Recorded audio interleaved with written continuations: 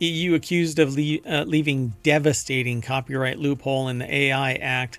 An architect of EU copyright law has said legislation is needed to protect writers, musicians, and creatives left exposed by an irresponsible legal gap in the bloc's Artificial Intelligence Act.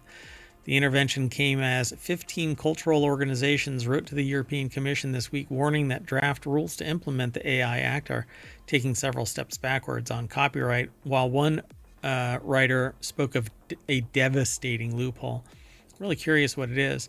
Jennifer Yeah. Rankin put this article together. They're over at The Guardian.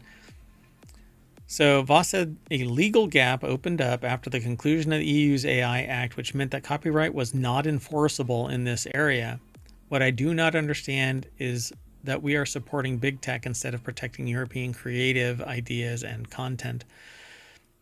So, systems that can generate text, images, or music with a simple text prompt is what the law says.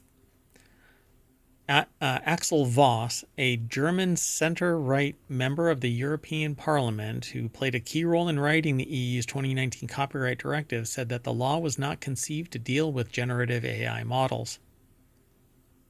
So it's not even in there.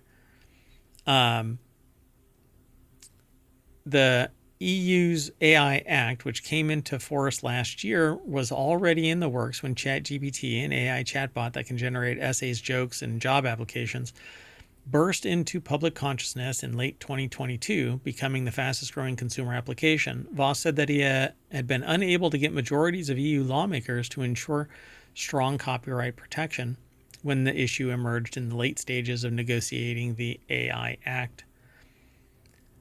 So the AI Act states that tech firms must comply with 2019 copyright law, which includes an exemption for text and data mining. Oh, interesting.